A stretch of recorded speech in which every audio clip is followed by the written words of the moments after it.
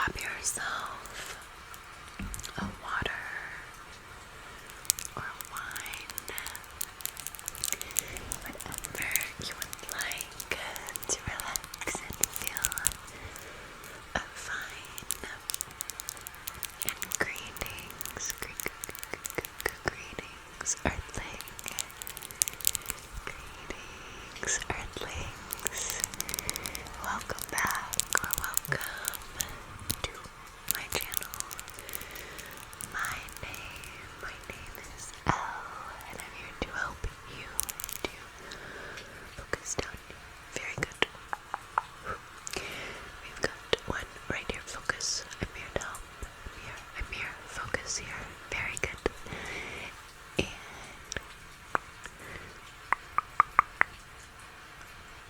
that was a tough one. Focus right here. Focus. On your soul aesthetic. Your soul aesthetic. The goal of my ASMR videos is always to help you to rest, reset, and connect. Rest, reset, and connect with me and with each other down below in the comments section, but most importantly with yourself. This community is a safe space for everyone, and I'm so glad you're here. Thank you for being here. Thank you for clicking on this video. Thank you for your time and company. I was gonna say companionship. Whoa. Today's video is going to be a little fall Nashville haul. Gonna do some glass tapping sounds on this Buc-ee beer. It's a pumpkin beer, and it's called Pumpkin, like K-I-N-G, Queen King. And I believe it's by something Tier Brewing. Southern Tier Brewing, maybe. Yeah, Southern Tier, like T-I-E-R. Tier, like top tier. And it tastes so good. It tastes like cloves. I'm not really a beer person. I don't like beer. It just makes me bloated and gives me a tummy ache. And I'm like, why do that when I could just have wine that I can drink like water, except it does give me a headache the next day. So, bestie, we've got the skeleton onesie, the claw clips. It's the same day as a couple other videos, but Thomas and I were in Nashville recently for a dear friend's wedding, and I got a lot of cute stuff. Not a lot, actually, but I want to show you what I got, if that's okay with you. No, I'm just kidding. Okay. So the first two items are from Buc-ee's. And if you're in the United States, in the South, then you know, and you probably have like seen the billboards or like the commercials or seen people in TikTok at Buc-ee's. But for the normal people that don't know, Buc-ee's is a destination gas station. Yeah, those are the words that just came out of my mouth. Yeah, unfortunately. How to explain it, but it's like QT or Pilot, but that's just getting started. Okay, that's nothing compared it's kind of like Wawa as well. Like they've got a whole fudge shop in the middle. They sell their own gummies. The butterfly gummies are really big there, and it's like, you're like, what is it? Just like gummy bears and the different flavors of gummy bears, but in the shape of a butterfly. Yes, $3. They're sold out always. They sell so many different clothing and toy brands. They sell home decor. It's got, actually, the best way I could explain it is like if you combined a QT, a Wawa, a couple of mall kiosks, and a TJ Maxx. I know that's a lot, and you're like, surely no. Go look it up. Like, so on the way to Nashville, we stopped at the one in Pigeon Forge, Gatlinburg, off that exit, and then on the way back, we stopped at the one in Crossville, Tennessee, which is kind of, I'm trying to think, it's kind of in the middle of Nashville and Pigeon Forge. It's the best. Honestly, it's literally smack dab in the middle.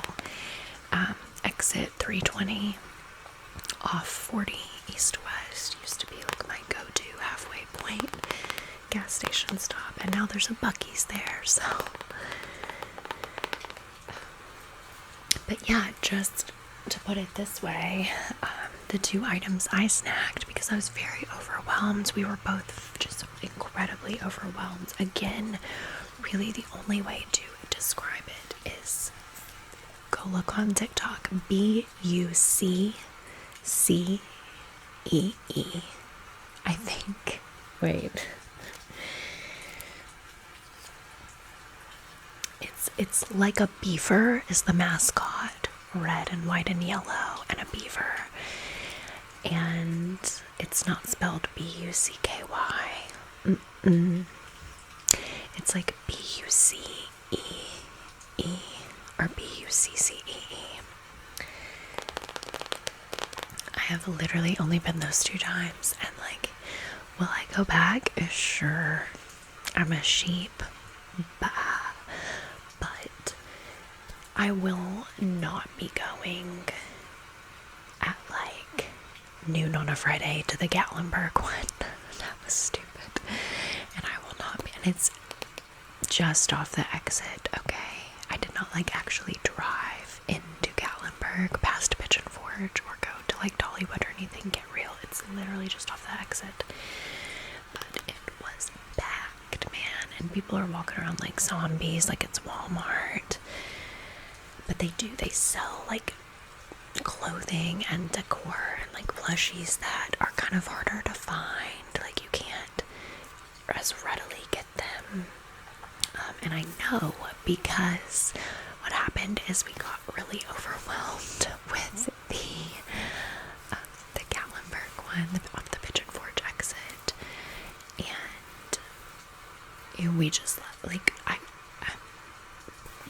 we needed to get to Nashville because the wedding was on a Friday anyways, and we just took off work for the Friday, drove in. We left Charlotte at about 7 a.m., 7:15, and you gain an hour.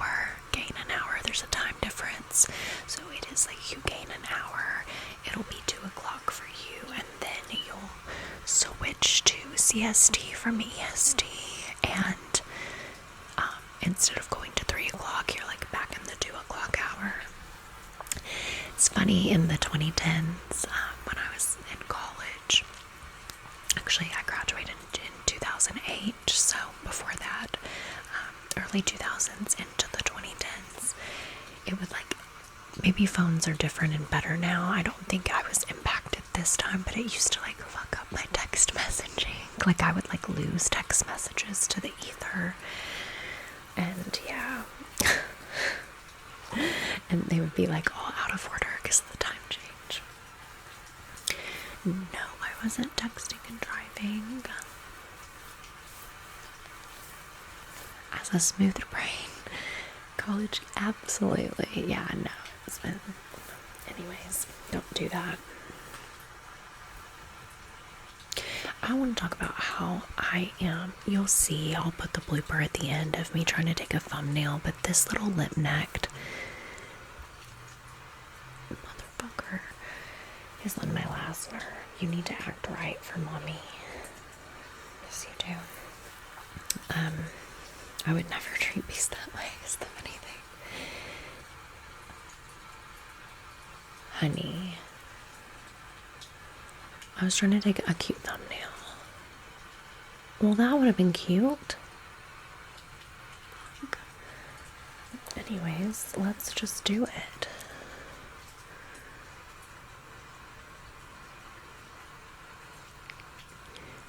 Hey, bestie. I don't know why that didn't work. Oh, because I tried to set it on top of the pumpkin. I tried to set it. Listen, I feel like I'm trying to tell you a lot of information, but Buc-ee's was too overwhelming on the way there. We had to get there and like get checked in and feel like we made it, you know, because you never know with a road trip. And so we did, and it was fine. But on the way back, we stopped because I spent a couple of minutes over the weekend looking for this specific Warmies. So these are each a Warmies. And they're each $24.95, and I think they both are lavender scented. Yeah, I think all Warmies are lavender scented. But anyways, this is the black cat Warmie. Specifically, it's a black cat with green eyes. It's giving Halloween. It's giving I'm a witch. This is my familiar. He was out on the street, and slowly he became mine, and now he's my familiar, and I'm a witch. I know that's Beast's origin story, but it's a very clearly like a Halloween cat, and it was right next to this bad boy. So, believe it or not, you cannot find this on the internet. It's so weird how stuff like that happens, but I don't know. I could find one on Mercari, and it was like 50 or 60 bucks. And sometimes I'm like, time is money, and I'll just pay it. But no, they had like 30 of these at Buc-ee's. So I went back and snagged it, and Thomas was really happy about it. He's really happy about having to go back into Buc-ee's, you guys. But I hadn't seen the pumpkin one at the Pigeon Forge Buc-ee's, so they had both at the one I stopped at on the way back, and it just worked out that way. And yeah, if you don't know what these are, they're microwavable, snuggable, huggable, lovable Warmies. They've got beans. They've got beans in the bottom. I don't know if you can hear that. Yeah, beans. I can hear them a lot better in this bowl. But basically, you heat these up in the microwave, and they're just for comfort. Some people like them for like a weighted blanket vibe. Some people like them for weight and warmth on your stomach, for when you're on your period. It is really nice, and they're great for kids too. Just kind of like a warm, snuggly teddy bear vibe. They're great for 33-year-olds. They're great for everybody. So, very cute Halloween plushies. You don't actually have to heat them up, you know, like if you just want to snuggle them, that's okay too. I'm kind of a fiend for any Warmies type. There's other brands out there too, but I think this one is like from 1995. And yeah. Right there. Yeah,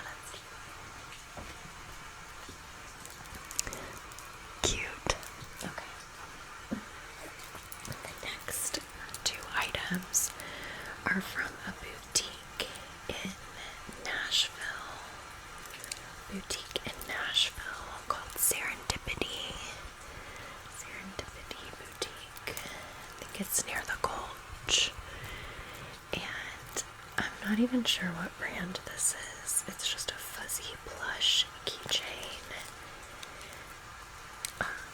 with like rhinestones on the leaf. And I love it so much. Kind of reminds me of Jellycat. I think I'm gonna start collecting Jellycats, but not anything crazy. You stop. I think I am though, because I saw that they have like a coffee cup. It's so cute. Send me a Jellycat. I have a P.O. box. I actually need to go check it. I've gone to check it twice since I opened it, and I had a postcard from a politician. I threw it away. Yeah. But I'm really excited about it. This is so pretty and sparkly. Textured tapping on the rhinestone peach leaf.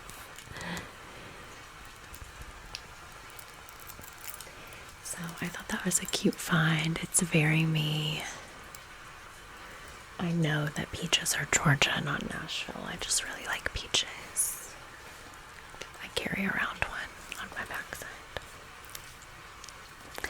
Anyways, then I saw this hat in the same boutique, Serendipity Boutique, and I just had to get it. It's so cute. It says, "Hey, darling." Oh, here's the tag. Nice. Serendipity. That's their logo. It's on their bag.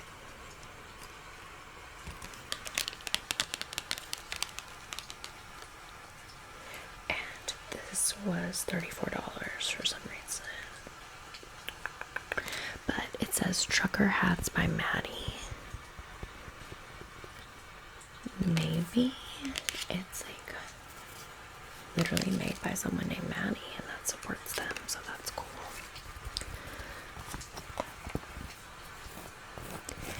But I love the sort of like tan neutral, and then I love that the embroidery that says "Hey, darling" looks like a lasso rope. Very southern, very Nashville vibes, and we love that. I do also like that the bottom isn't like a different color than the top for this one, and I really, really like this interior sort of band. Ooh, a little makeup on it. There's a little makeup on it. I will wipe that off. I think somebody tried it on. Took a picture in it. I don't know. But you guys need to get real with selling that. Like, actually. But it is what it is. Maybe it's mine from when I just did that, but I have bangs. Plot twist. Do I have bangs? Sorry, I've like wanted to let that intrusive thought win for a minute. There we go. You guys like when I part them a little bit? When I part them, it's just instantly like, it's the 70s. I don't know. So, thought that's so cute. And I don't think I said this, but my whole point with this is the reason I got it is Thomas says this to me. He calls me doll and darling. Sometimes love, sometimes babe. But we don't call each other baby. And sometimes I want to, sometimes I don't. I don't know how to explain it. Like, ever since we very first got together, he was like, I can't stand when couples do that. I hate to hear it. So we don't call each other baby. We never have. I'm like more apt to say it. But yeah, I can't explain it. Let me know if you think that's weird. I'm open to it. The last two items are thrifted used books that are like really old. And I'm very excited about them.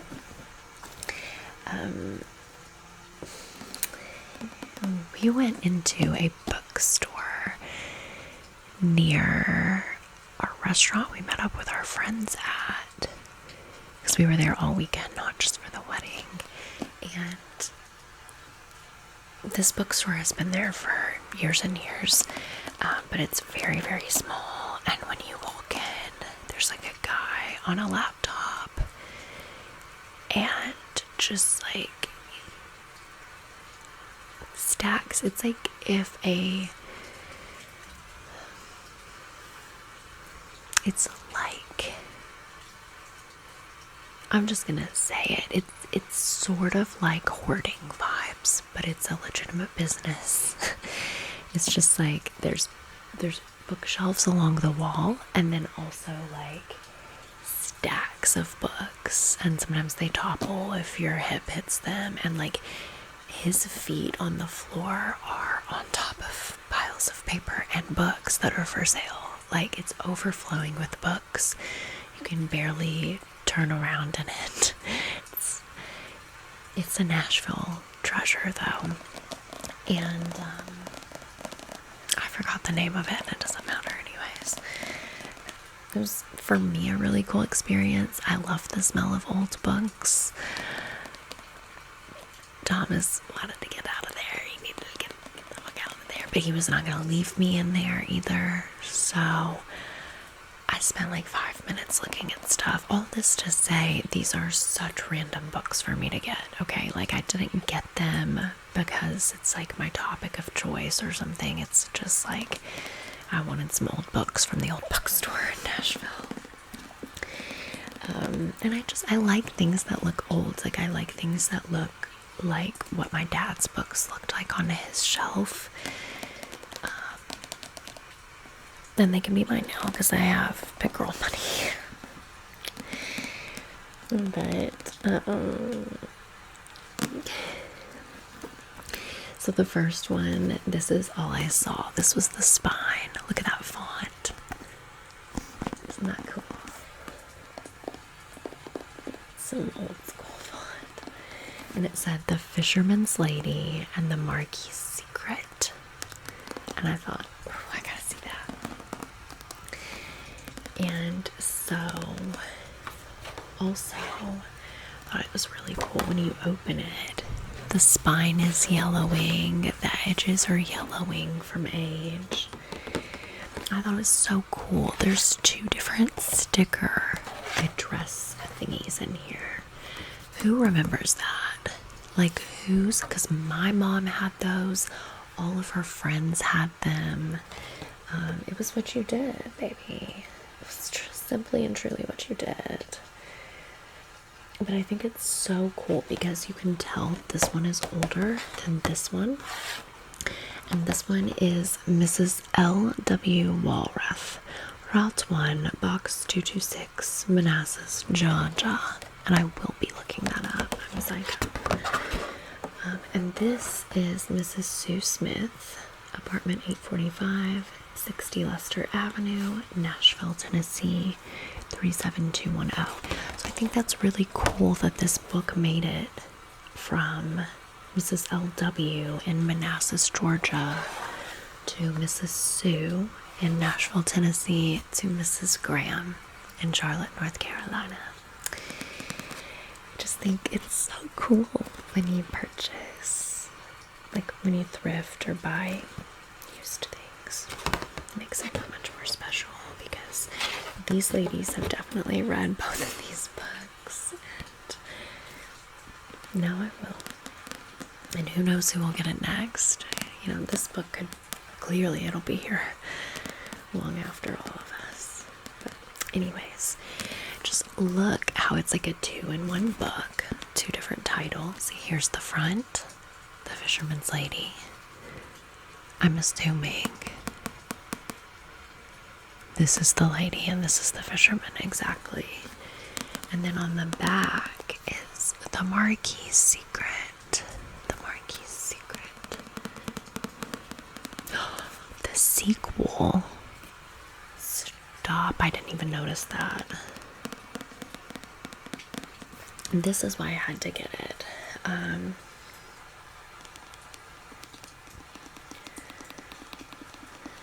Anyways, a haunting romance in the classic Gothic style by one of the best-selling authors of the 19th century. A haunting romance in the classic Gothic style. Okay, sign me up. And then this says, a 19th century Gothic romance by one of C.S. Lewis's favorite authors. A classic novel by a master storyteller. Look at this horse rearing up. Let us see. This man and this woman are this man and this woman is now looking at this man. I don't know. See, that's what I'm saying. We simply don't know.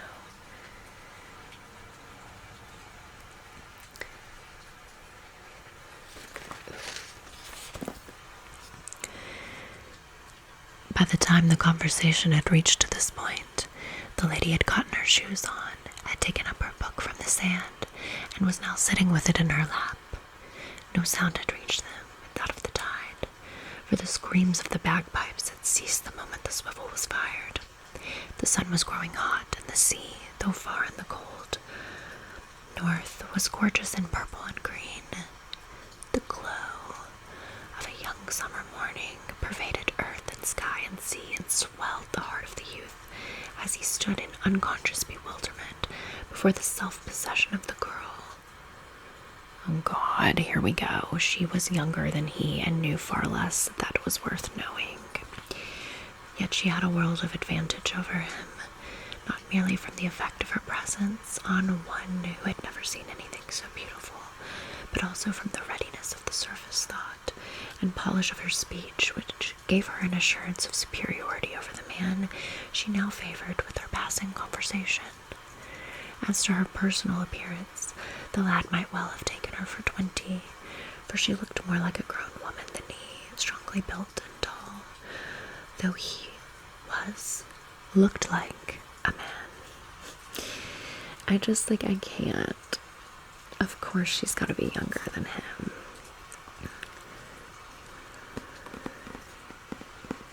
Oh my God, this is gonna get so funny to me. I've literally just seen Bonny, B-O-N-N-Y, used as an adjective. So, this chapter is called The Lady. This chapter is called The Witch. I'm so excited. Wait, is there some...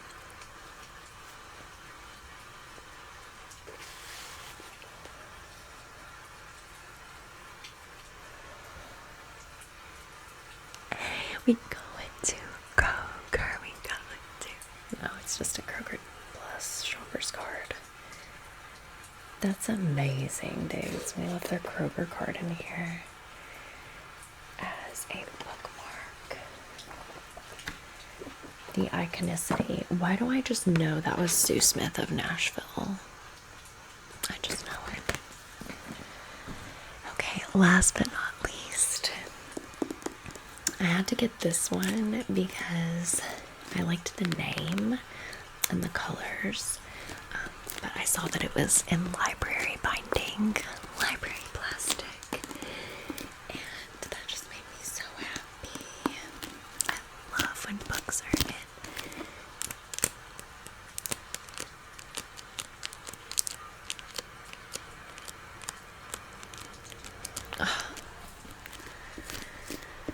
And then this one is called The Heaven of Mercury by Brad Watson. The Heaven of Mercury by Brad Watson.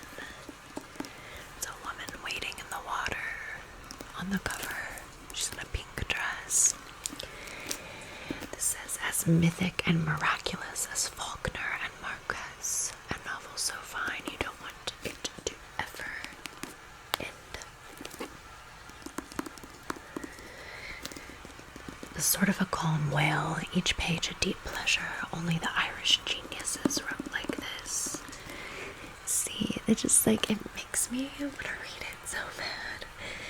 I feel like my soul randomly guided me to like do gothic, perfect for fall books.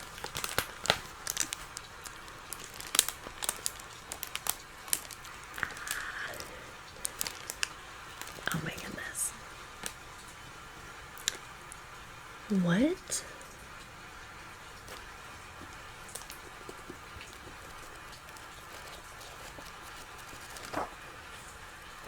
Where? Are we sure? I don't know what that means, but it says $10 inscribed by author. I thought that was gonna mean there was like writing in the pages. Let me know if you guys know what that means. I've never seen that before. Inscribed by author.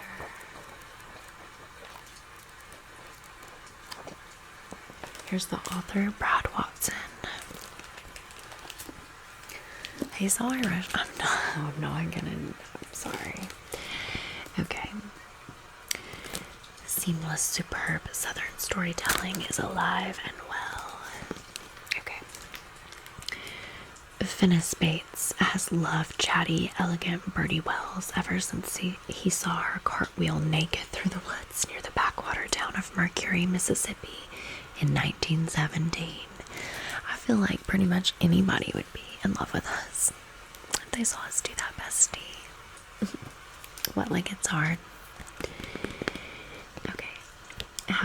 So we're in 1917 when people cartwheeled naked because they didn't have TikTok.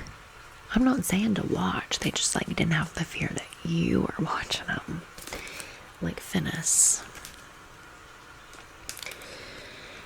Having caught hold of some loose line in her that would attach itself to stray wildness and never let go, he's loved her for some 80 years, though their marriages to other people, though the mysterious early death of Bertie's womanizing husband, Earl, and through all the poisonous accusations against Bertie by Earl's no-good relatives, all during Mercury's evolution from a sleepy backwater to a small city. Finis, reporter, radio host, and obit writer, has aimed to have the last word on his inhabitants, from Asclepius Undertaker Parnell Grimes to Upal Scarborough, local encyclopedia of useless knowledge, and Vish, a real old-time medicine woman. But ever loyal to Bertie, Finis won't rush to unravel the mystery of her husband's untimely passing. Not until Bertie herself has entered Mercury's heaven. A gorgeous portrayal of lifelong friendship, restless passion, marital discord and accommodation, aging and remembrance, death and afterlife. The heaven of Mercury is inscribed in prose so eerily fine it is one of life's true pleasures. Brad Watson writes sentences you wait a lifetime for. So, we will see. Let's pick a sentence. Ooh. By that time, in love with her in a way he had not considered he was susceptible to. He'd never felt that way about a woman before. Bertie had been cute, popular, and he realized he'd wanted to possess her, like a car or money. But just the presence of Anne had sucked something right out of him, left him spent and entirely open to something else. It made him feel vulnerable, made him feel more alive. If he hadn't already pretty much set himself up by then, he might not have given enough of a damn to do it after that. He loved it, being there with her.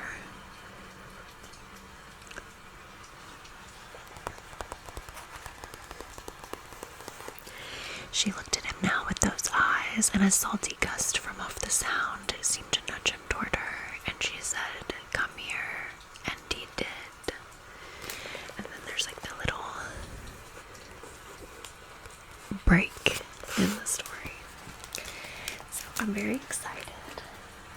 like a good little autumn Nashville haul, and I'm very happy with it.